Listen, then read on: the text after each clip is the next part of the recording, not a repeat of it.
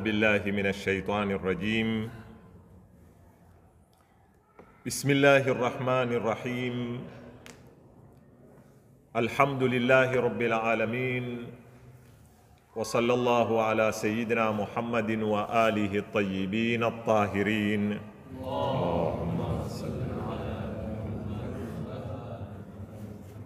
اللهم أدخل على أهل القبور السرور، اللهم أغني كل فقير، اللهم أشبع كل جائع، اللهم اكسو كل عريان، اللهم اقضي دين كل مدين، اللهم فرج عن كل مكروب، اللهم رد كل غريب، اللهم فك كل أسير، اللهم أصلح كل فاسد من أمور المسلمين، اللهم اشفي كل مريض، اللهم سد فقرنا بغناك، اللهم غير سوء حالنا بحسن حالك، اللهم اقضي عنا الدين وأغننا من الفقر إنك على كل شيء قدير.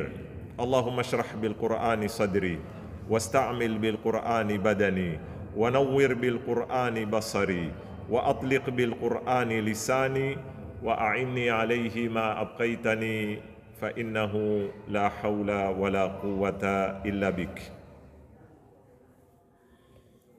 Ndugu zangu wapendwa, assalamu alaikum wa rahmatullahi wa barakatuh. Katika siku zilizopita mbili, tulikuwa tumesimama kuielezea jamii ya jahilia, yani mujtama wa kabla ya kuteremshwa kitabu cha Qur'ani. Lengo ilikuwa si historia, yani si sera, yani lengo ilikuwa ni kuweta taswira fupi ya mujtamai ule, kwa min ajili ya kuweza kufahamu utendakazi wa kitabu cha Qur'ani, hususa katika nyanja za kimalezi, jinsi ilivyoweza Qur'ani kuwabadilisha watu waliokuwa hali ile, hawana mbee, hawana nyuma, hawana elimu, hawana fikra yoyote, watu waliosikilia hadi ya kumtengeneza Mungu kwa mikono yao, kisha wakarudi wakamla. Pale ndipo twataka sisi ifahamike Qur'ani ilifanyaje, na hapa ndipo mahala Waarabu walijisahau. Waarabu kwa jumla, na kwa nini nazungumza Waarabu? Kwa sababu Mwenyezi Mungu amejalia kwamba pale ndipo kitovu cha dini, si masala ya ukabila. Pale Arabuni ndipo mahala Mwenyezi Mungu ameweka kheri zote. Kwanza, kheri yake ya kwanza ni kwamba mtumi wake alimtuma pale, ambaye ni Sayyidul Mursalin. Kheri ya pili, kitabu chake ambacho ni Khatimatul Sharai alikiteremsha pale. Tatu, ameweka neema za kimada, hizo patroli, dhahabu, gesi, zote ziko wapi? Ziko pale. Yani ni mahala Mwenyezi Mungu amepaandalia kuwa ndio moyo wa Kiislamu, wa kidini, wa kisheria, wa kiuchumi, wa kisiasa, wa kila kitu ni pale. Lakini Waarabu mahala ambapo wamesahau ni kwamba wao siku walipotukuka katika huu ulimwengu ni siku walipokuwa Waislamu. Hili wamelisahau. Wao katika taswira zao, wengi wao wako wale wasomi wanazuoni hunena maneno haya, wengi wao waona ni ule Uarabu wao ndio uliowafanya wao wawe watukufu, na ilhali Waarabu hawana tarikhi ya utukufu walipokuwa Waarabu. Utukufu walionao Waarabu ni walipokuwa nani? Waislamu. Na ndio mmoja katika wanazuoni akanena, hawatarudi Waarabu kwenye utukufu isipokuwa siku watarudi kwenye Uislamu. Na nyinyi angaliani leo zile sura za kijahilia, lakini kwa mipangilio ya leo yako pale pale, kupijanwa bila ya mipango, mambo yanayofanyika kule, Allahu akbar, hayaneneki. Na hapa ndipo nataka nifunge leo, niingie kwenye mlango mwingine. Nataka niwanukulie maneno ya Ibn Khaldun kwanza, mpaka baadhi ya watu wasione kwamba mara nyingi napenda kunukuu maneno yasiokuwa Waislamu, lakini ni wataalamu. Ibn Khaldun ambaye adaiwa ndio mtaalamu wa kwanza wa mambo ya kijamii,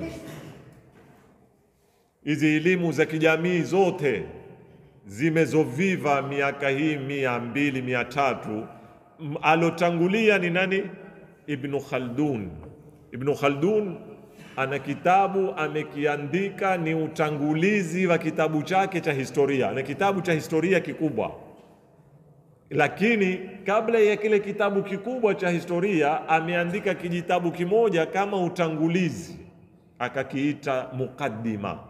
Leo kimekuwa maarufu cha mkuliwa Muqaddimatu Ibni Khaldun, na kimefasiriwa kila lugha.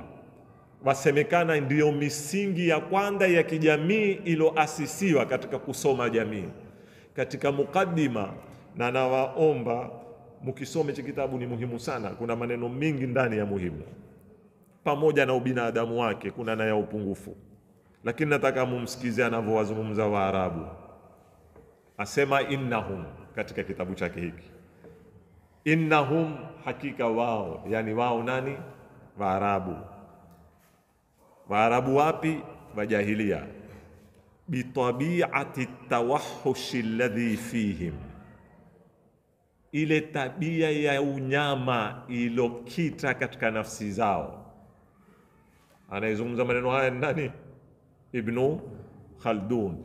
Asema atawahush, wa idha alwuhushu, uhushu si ni wanyama, alwahash ni mnyama, atawahush ni tabia za kinyama. Asema zilikuwa zimekuwa kama ndio maumbile yao, bitabiati tawahushi alladhi fihim. Sasa watakuwaje? Walikuwa ni ahlu intihabin, ni watu wa kunyakua, wanahab, yani upita wakimnyang'anya huyu wakinyang'anya huyu. Maisha yao yalikuwa maisha ya kunyang'anyana. Wa aithin, na kueneza uchafu. Yantahibuna ma qadiru alayh, wao hunyakua kile wawezacho kukinyakua, na ni fakhri.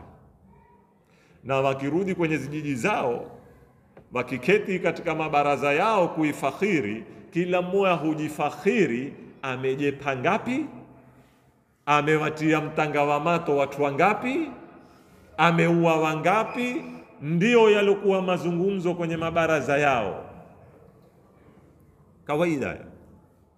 Aendelea Ibn Khaldun asema, wakana dhalika, hilo la kuiba kunyakua, maldhudhan, lilikuwa kwao ni jambo la tamu sana. Lima fihi min alkhuruji an ribqati alhukm, kwa sababu ni jambo ambalo haliwalazimishi wao kuweko ndani ya pingu za sharia au kanuni. Na ndio asema hakukupatikana nidhamu ya kisiasa kwa Waarabu.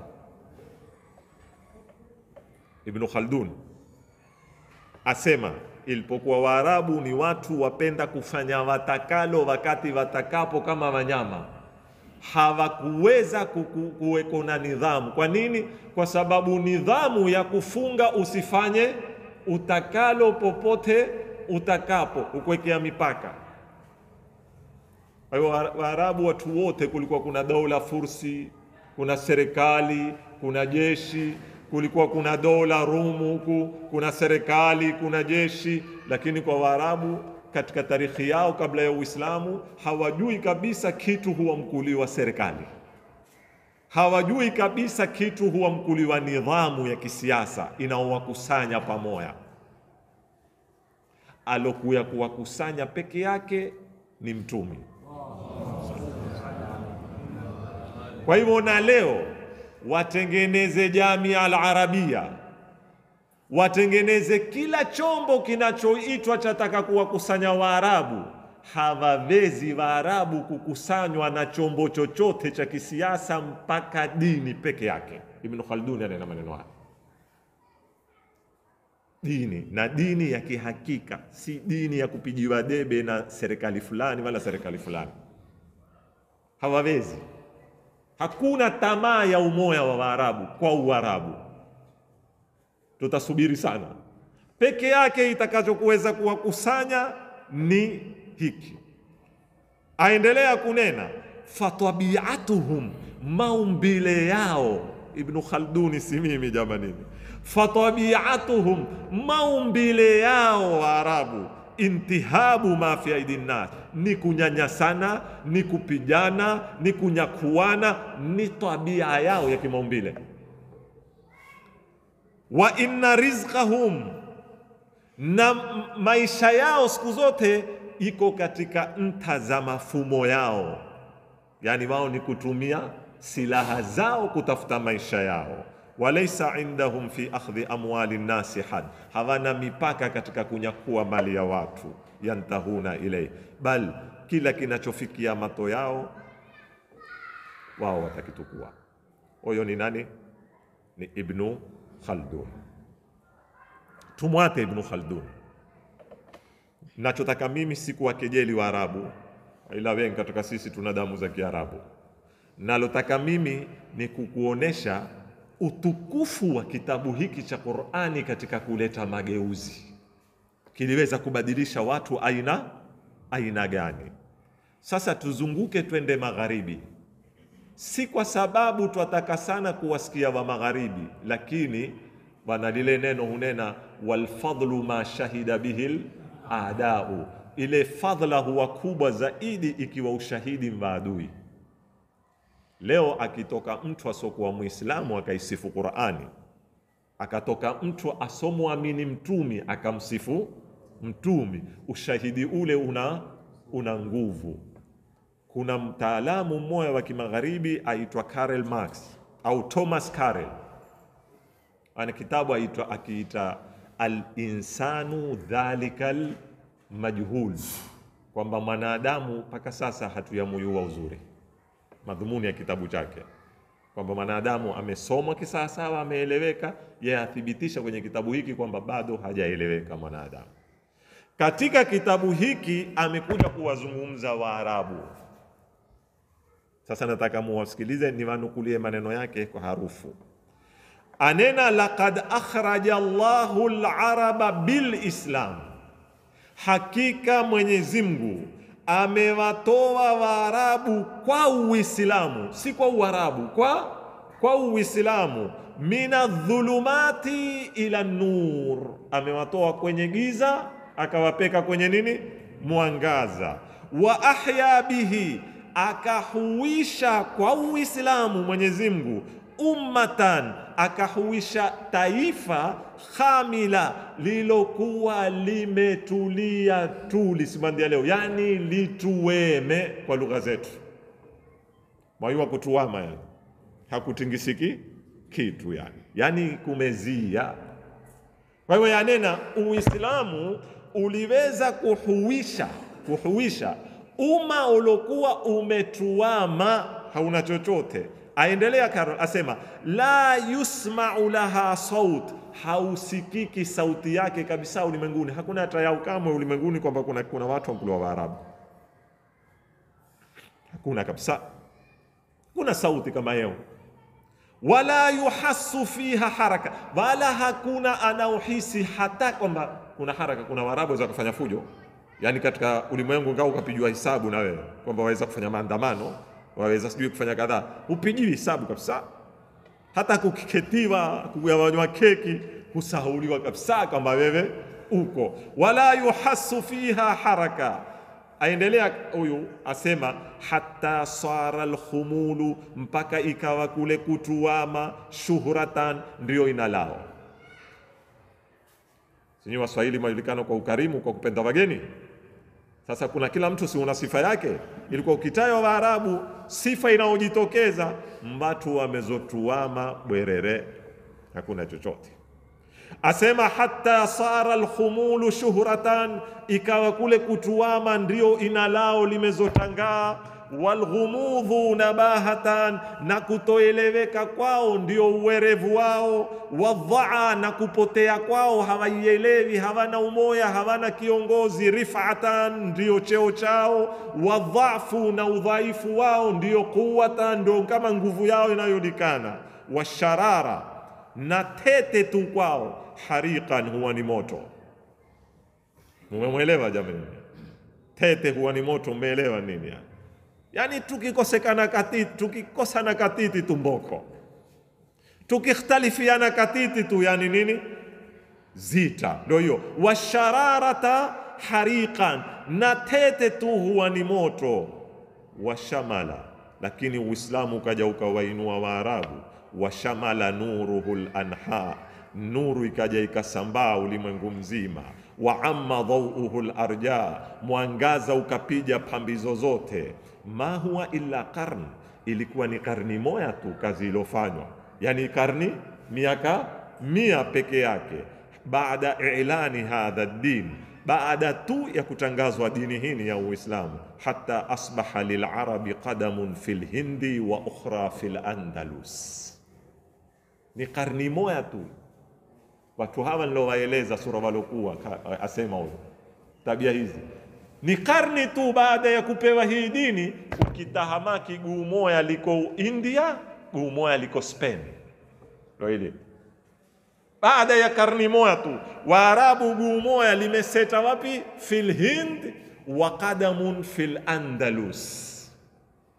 Andalus ni wapi? Ni Spain. Subhanallah. Ni nini kilichowabadilisha vile? Al-Qur'an. Napopataka mimi ni hapa. Kitabu hiki tunaotembea nacho kimea misikitini, kiko katika kila nyumba, kiko katika kila mahala. Kama Ramadhani mathalan tutakihitimisha, wenye kuhitimisha mara 3, wenye kuhitimisha mara 1, wenye kuhitimisha mara 10. Kitabu hiki kiliwafanya Waarabu guu wakaweka India, guu la pili wakaliweka wapi? Spain. Kikawatoa kwenye watu wakihesabiwa ulimwenguni ni wanyama, wakawa ni walimu wa wanadamu. Huyo ni nani? Ni Thomas Carlyle. Tumsikilize Renan. Nimalize hapa leo niende kwingine na nukuu huyu. Huyu asema pia, huyu si Muislamu, ni mzungu. Asema la makana li biladi al-arabi fi tarikhi al-alami siyasi wathaqafi waddini, hakukuweko katika kharita mapu ya ulimwengu, hakukuwa na nafasi ya kuchorwa watu wankuliwa Waarabu.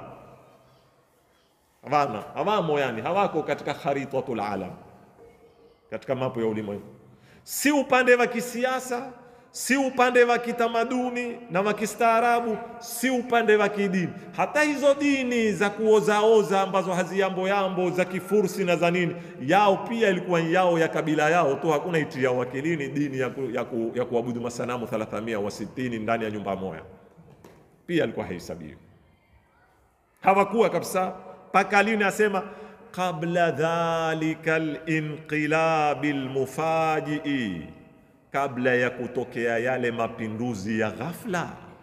Mufaji ilikuwa asema yeye ameyaita mapinduzi ya ghafla, tena amenena al-khariqi lil'ada, mapinduzi ambayo yako nde ya zipimo za kielimu. Khariqul ada ni miujiza kwa lugha ya kidini. Taka kunena miujiza kwa lugha za kielimu wenyewe hunena khariqul ada. Khariqul ada ni nini? Ni kitu kilichokwenda kinyume na ilivyozoeka. Kila kitu kina mazoea, kisha ukenda kinyume na nini? Na mazoea. Mfano, mtu akitaka kusafiri kutoka hapa mpaka Mombasa, ndia zilizozoweka za kusafiri ni ima upande gari ama upande ndege ama upande jahazi. Yani kuna nyasila zinaohukumiwa na kanuni za kimaumbile cha kuondoka kitu hapa kwenda pengine, ama utembee kwa maguu hata kama mwezi, ama upande farasi, sawa wasila za kizamani. Lakini akaya mtu hapa akabebesa midomo, akasoma dua fulani, tukitahamaki uko wapi? Kwa hiyo huambiwa amekwenda Mombasa kwa kinyume ya kanuni za kimaumbile. Tumeelewana? Kwa hivyo kufika Mombasa kwa kinyume ya kanuni za kimaumbile kwenye misamiati ya kidini huambiwa nini? Hiyo ndio miujiza, kama ni yatoka kwa mtumi. Na kama yatoka kwa mtu ambaye si mtumi huambiwa karama.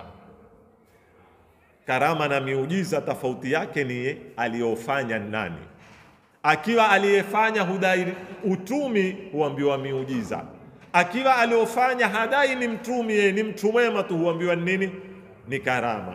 Sasa Nabii Isa anapokuja kumwandika mtu hameinye kwenye upaa wake akamsomea, akiondoa mkono kukamia nyee, tutaambia Nabii Isa ule alikuwa aweza kwa ulimwengu wa leo kwenda kwa hawa wataalamu wa madaktari wa kumeza nyee, atamezwa nyee kwenye upaa wake kupitia kanuni za kimaumbile, umezwa yeo. Ama atapewa dawa fulani, ukipaka kwa miezi 6 zitafanya nini? Zitamea. Lakini zile zatembea kulingana na kanuni za kimaumbile. Lakini aje mtu tu kama Nabii Isa amwandike mkono, akiondoa nyee zimefanya nini? Zimemea. Tutanena nyee zile zimemea kwa kinyume ya kanuni za kimaumbile. Nafikiri mmenielewa. Sasa huyu Renan asema mabadiliko yalofanywa na Qur'ani na mabadiliko yalofanywa na mtumi, kuwabadilisha Waarabu, kuwatoa katika shafa hufratin minan nar, kama ilivyonena wako kwenye tobwe la moto, au fi dhalalin mubin, kama Qur'ani, akawaeta mpaka guu liko India, guu liko wapi? Spain, kwa muda wa karni moya. Asema ni khariqun lilada.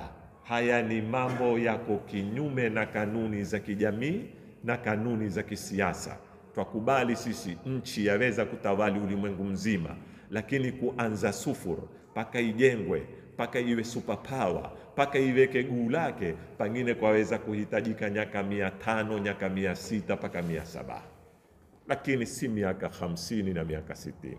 Aendelea anena khariqun lil'ada alladhi sara bihi al-arabu umma. Kwa Uislamu ndio Waarabu walistahiki kuwa mkuli wa taifa. Kabla ya Uislamu walikuwa hawastahiki kuwa mkuli wa taifa. Mubdi'a, mbunifu. Ibda' leo ni nini? Kuwa na sifa ya ubunifu wa kuanzisha. Arabu wale jamani, walikuwa wakiketi asubuhi huanga masanamu yao, wakishtuka leo ndio wamekuwa huzungumza nadharia za falaki, wamekuwa ndio huzungumza nadharia za utabibu, yao ndio wamekuwa huzungumza nadharia wa hakadha. Mubdi'atan, wabunifu. Amaliza maneno yake nifunge, walam yakun li jazirati al-arabi sha'nun fil quruni al-ula. Haikikuwa kile kisiwa au bara Arabu na hisabu yoyote na shani yoyote katika ziza za historia kabla ya kuitwa mtumi na kabla ya kupewa Qur'ani.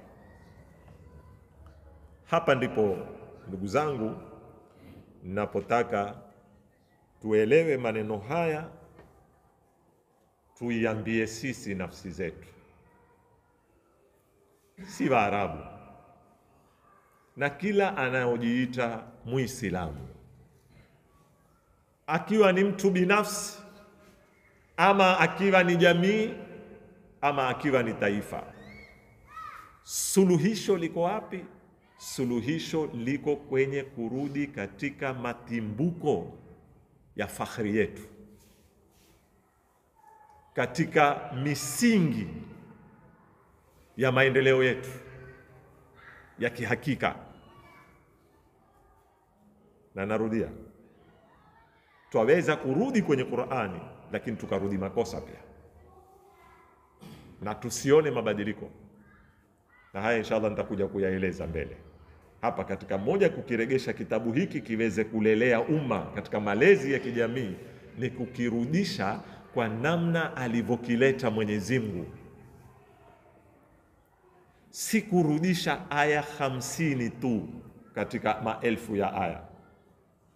Manake sisi sute, sitaki kumwekeza mtu chanda, na mimi naweza kuwa ni mmoja na wewe na mwingine, kila mmoja ana sehemu yake ya Qur'ani yamewekeza. Kuna watu kwamba taka Qur'ani yetu bwana, huyu ana dhiki za kimaisha, watu watoe zaka, yeye uangalia upande ono, yeye kuetwa Uislamu kwake kwenye jamii ni matajiri kufanya nini? Kutoa zaka. Huyo sasa ataka nini? Lakini yeye haoni pia kukuyeta Qur'ani katika jamii ni watu kufanya kazi. Hizo hazioni.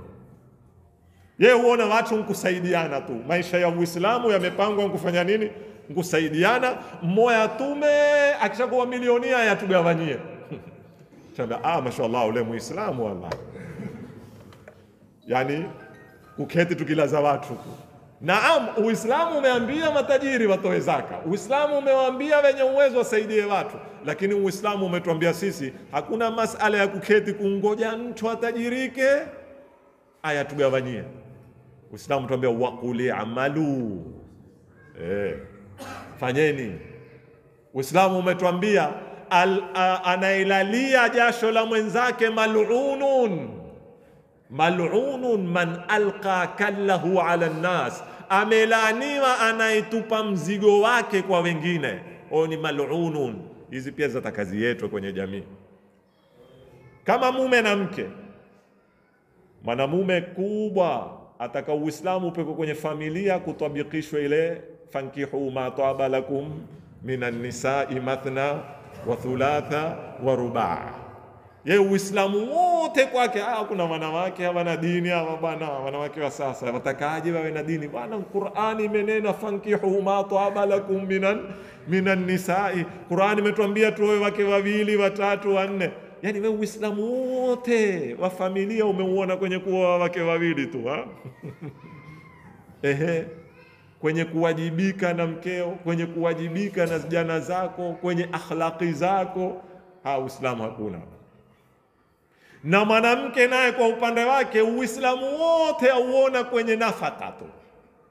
Kuna wanaume, wanaume wameambiwa rijalu qawwamuna ala nisa. Siwezi kupiga mifano mingi jamani.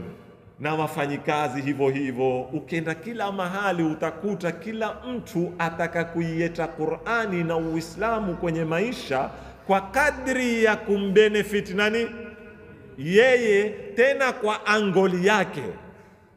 Bas hono si Uislamu waweza kutuamsha. Sisi tumeelewana vizuri sana. Uislamu unaoweza kutuamsha ni Uislamu utakao kubenefit jamii, utakao kuboresha nini? Jamii. Sio utakao kumboresha fulani ama fulani ama fulani. Hapa ndipo mahala nataka tupaone sana katika masala kama haya. Sasa tuje katika sehemu yetu ya tatu. Tumejua jamii ya Kiarabu. Sehemu ya tatu ni suala la uliza mahia maalimu wa khasaisu wa sumatu at-tarbiya al-Qur'aniyya. Ni zipi sifa maizi zinazo tofautisha malezi ya Qur'ani na malezi ya mifumo mingine? Kwa sababu leo tukiingia katika nyanja za kitaaluma, kuna mifumo mengi ya kulea jamii, na kila mfumo wasema sisi ndiyo suluhisho. Bali na mifumo mikubwa ya kifilosofi na mifumo ya kisiasa, ya kiuchumi, kuna na mifumo ya kimalezi pia, ambao Mmoja katika madaktari alikuwa anamsoma, bado alikuwa naandalia topic ya Mbeya jana usiku, kwa namsoma kuhusu malengo. Asema katika matatizo makubwa tulionayo leo, na haya maneno pia kuna research, huyu daktari ni Mwarabu, nitakuja kuwanukulia, lakini kuna na research moja imefanywa hapa Kenya, imefanywa chini ya usimamizi wa kitengo cha utamaduni kilioko chini ya balozi ya Uingereza. Ilitumia kama maprofesa watatu hivi, wakaifanya hii research ya Uislamu Kenya. Na niliwahi kuambia maneno haya, lakini kila siku nawakumbusha, nataka angle nyingine. Iko hii research niko nayo mimi. Waliangazia sehemu tatu kuhusu Uislamu Kenya, kisha nitamrudia ule daktari. Waliangazia uongozi, waliangazia education na masala ya utangazaji. Topic zilikuwa tatu. Wakazungumza mpaka hizi integration nini. Upande wa utangazaji wakazungumza, ilikuwa wakati ono bado hakujawa na TV, sasa hivi kumeanza na TV. Walizungumza hizi FM hizi za Mombasa, Iqra, sijui nini. Walipofika kwenye uongozi wa Waislamu Kenya, walisema katika tatizo kubwa tuliloligundua katika ile research yao ni kwamba wenye elimu ya Kiislamu Kenya hawana ujuzi wa kuongoza, na wenye tools za kuongoza hawaujui Uislamu. Hili ni katika conclusion. Na wao walikuwa wakianalyze hizi zinaoitwa SUPKEM, sijui Council of Imam, NUPKEM, kuna nani tena? Sharti uzitwali maana yake uzifahamu. Ziko tele hizi tungu nzima. Sasa ukitaka kuingia kwenye hizi organization, wataka kuwa chairman, wataka kuwa secretary pale, wataka kuwa treasurer, kuna elimu fulani, mfano moja mando uwe na Kizungu angalau. Maana yake tunayo maradhi paka minutes zitaandikwa Kizungu. Kugawanywa topic za kuzungumzwa zitaandikwa Kizungu. Sasa wewe utakuwaje chairman huku mwembete tuambia hapa amemaanisha nini huyo? Jamaa atakuona nzuka, utawekwa nyuma. Kutakuya ayuwa Kizungu na Uislamu wa alfube. Hamuwaoni nyinyi? Sitaki kumdara mtu, ha? Sitaki kumdara mtu.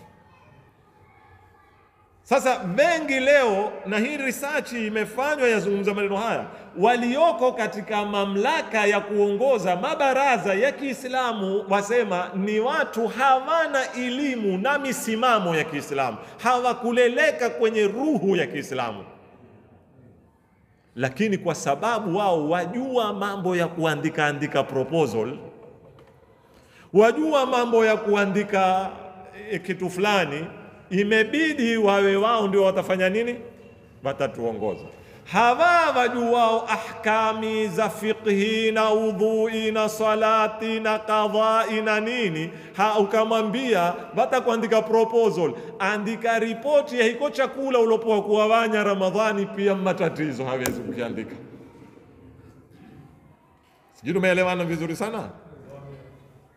Huyu daktari ataka kuja hapo pia, asema matatizo makubwa hata hawa wasomi wa Kiislamu wamezoketi kuandika zitabu za kueleza mfumo wa malezi ya Qur'ani.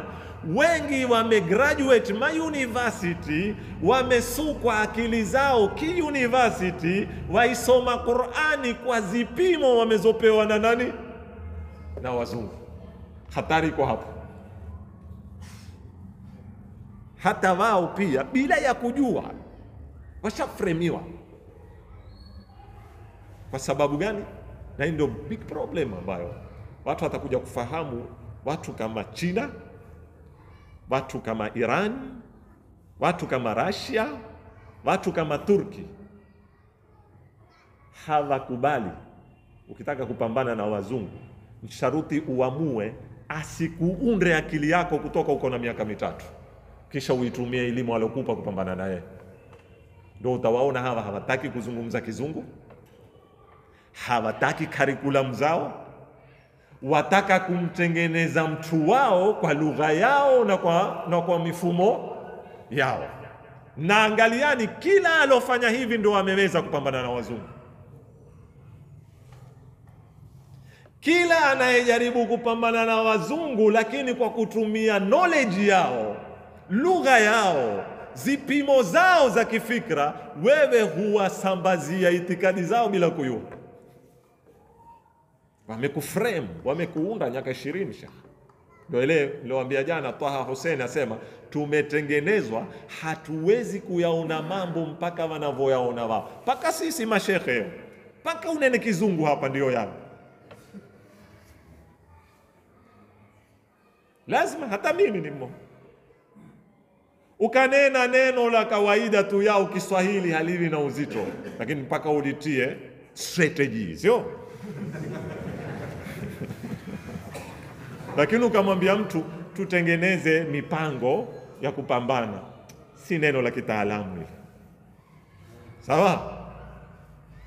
Paka utie neno la nini? La kizungu. Hiyo yamaanisha nini? Hata kama hatukusoma skuli, lakini tuko kwenye mazingira hayo hayo. Ndio yuzi nikimwambia jamaa, nafikiri uko hai Mr. Maronga. Wengi katika nyinyi mmesoma kwa Mr. Maronga. Sisi tulipokuwa vijana hatukusoma skuli, lakini nyimbo zote alikuwa akivaimbisha jana skuli tulikiziimba sisi, hata kama hukwenda skuli, sababu zilikisambaza. Bwana tumbo mwenye shamba, sio? Alipanda mnazi.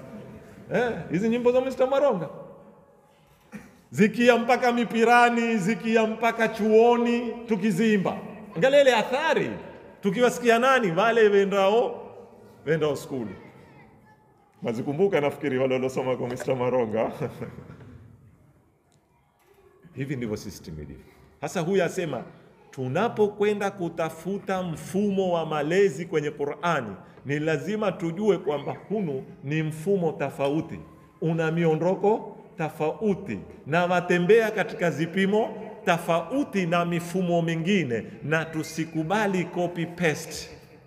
Yani tusitukue mfumo wa wazungu tukaja kwenye Qur'ani tu kuutafutia aya kuuthibitisha.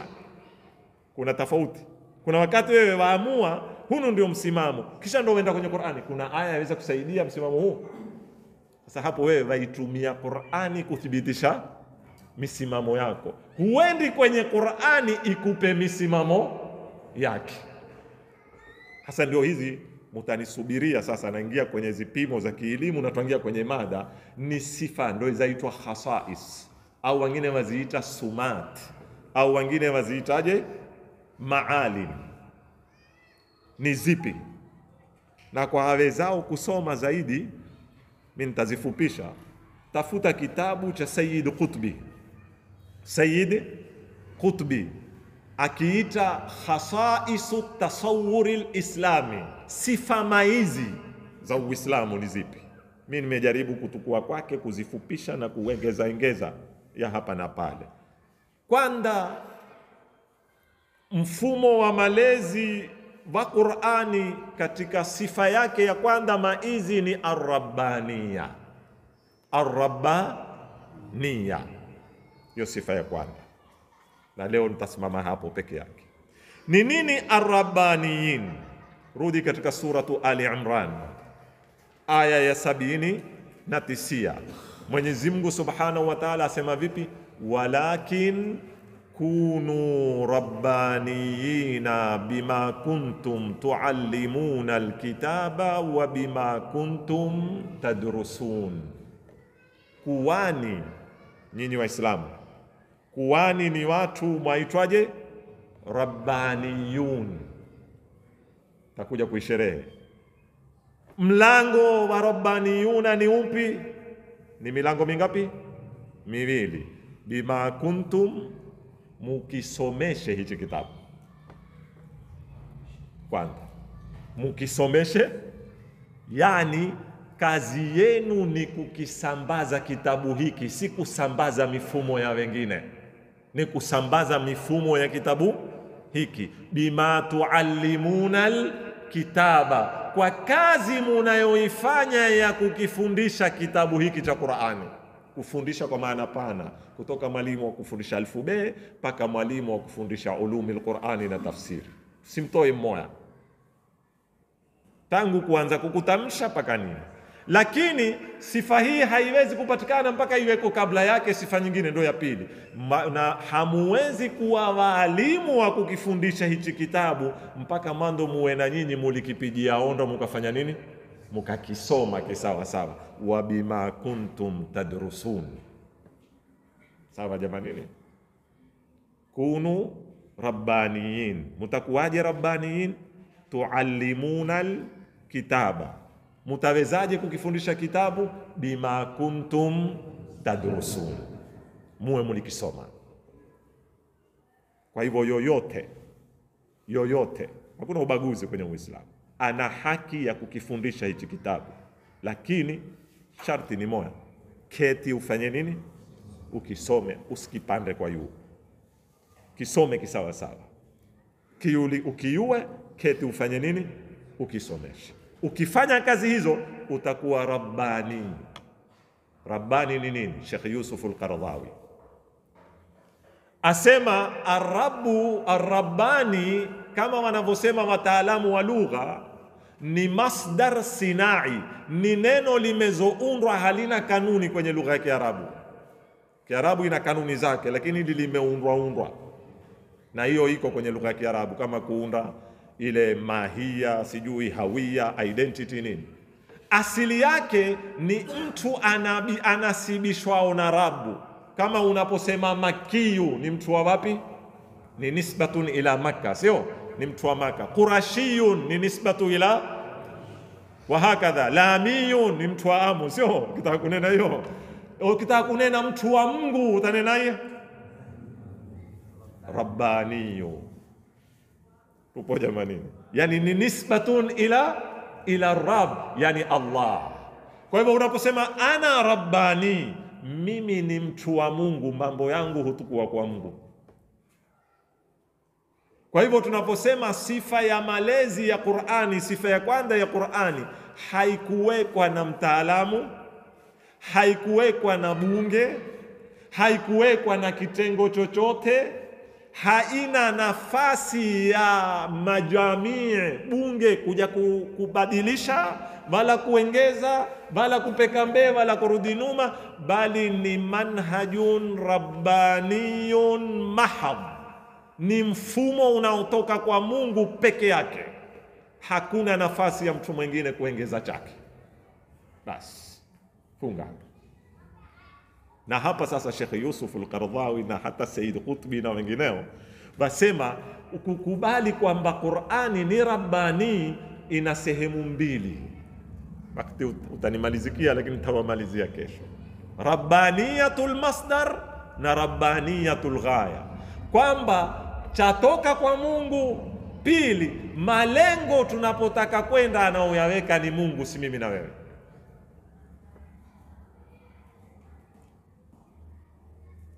Leo kuna walimu hapa, na hata kama hakuna walimu wote, kuna na watu wamesoma katika sekta ya education, na ndio hii tunazungumza sisi masala ya malezi. Kitu cha kwanza muhimu katika education, sawa kwa anayeweka curriculum, syllabus, paka kubreak kwa mwalimu anayekwenda kusomesha, wakati akitengeneza scheme, wakati akitengeneza lesson planning ya mwezi ya kesho, kitu cha kwanza ni nini? Malengo. Haina maana yoyote somo lolote kulisomesha, ama curriculum yoyote, ama syllabus yoyote, kama hujahadid malengo yako ni nini. Mimi nimeingia kusomesha, mimi nataka kusomesha hili somo geography kwa muda wa miaka 8, kutoka class 1 mpaka 8, ama kutoka form 1 mpaka form 4. Mtoto akimaliza form 4 atakikana amefika wapi? Hayo ndio malengo, objective, sio? Sasa kule college mkisomeshwa, mkifika katika topiki hii ya malengo, kuna mahala huulizwa ni mategemezi gani yanayotegemewa kubaini malengo. Okay, wewe kama mtaalamu wataka kuweka malengo, utategemea nini?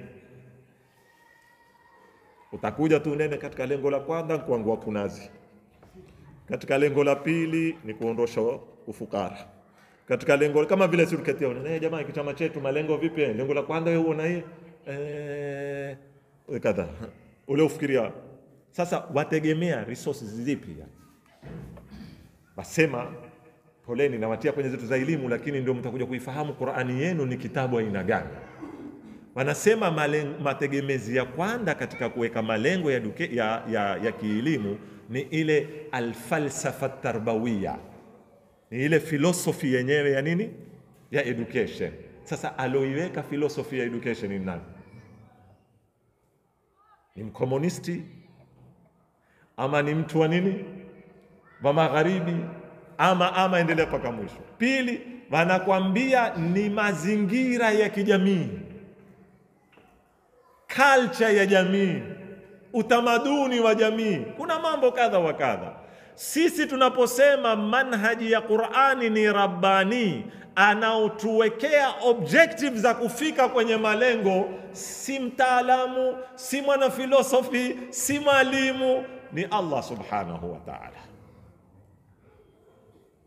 Anapokuja kubreak zile program za Qur'ani za kutulea, yeye ndio hutuambia kutiba alaikumus siyamu kama kutiba ala alladhina.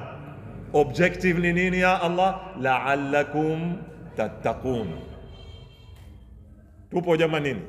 Anapokuja kutuambia aqimus salata, akatuambia objective nini ya Allah? Inna salata tanha anil fahsha'i wal munkar. Tupo jamanini. Anapokuja kutuambia sisi la taqrabu zina, lengo ni nini? Innahu kana fahishatan wa saa sabila. Umenielewa jamanini? Hizi katika ilmu huku ni usomeshwa kule kwenye education, sisi huku usomeshwa kwa usulul fiqh. Ndio hizi ndio zile huamkuliwa ilalul ahkam, maqasidul ahkam. Hizi hukumu za kisharia zimewekwa nyuma, zina maksad, na mara nyingi mwapotea hapo. Wakati umenishia nitasimama hapo, tawapa mfano. Mungu ameweka eda kwa sababu gani? Kuna watu wakwambia ili ajulikane hana mimba. Siku hizi dakika 5 tu daktari atakwambia hana mimba, sio? Sasa mpaka muwe watulivu sana kuzitafuta objectives za nani aloziweka Mwenyezi Mungu ni zipi. Sasa ikiwa tutanena limewekwa eda ili tumuyue mwanamke ana mimba ama hana mimba, sayansi leo itakuja kuvunda hukumu ya Mwenyezi Mungu. Kama kwenye mwezi inshallah nitakuja kueleza. Je, sayansi yavunda hukumu ya kuangalia mwezi ama haivundi? Tuko vizuri sana.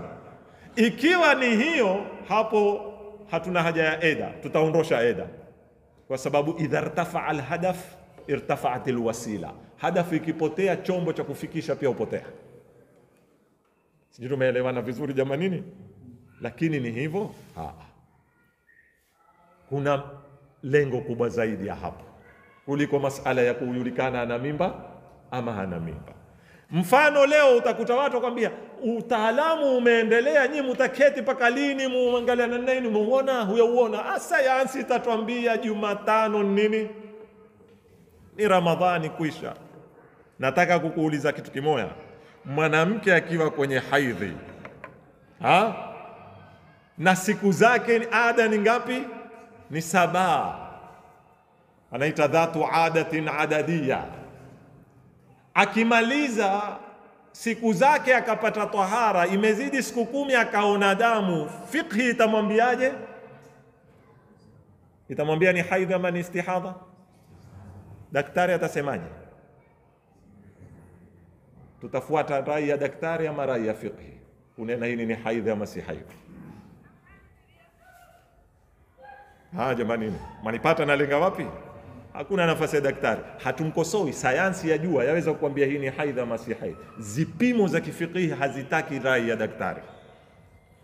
Nitakoma hapa nisirefushe sana. Insha Allah taala kesho tutaendelea. Walhamdulillahi rabbil alamin wa sallallahu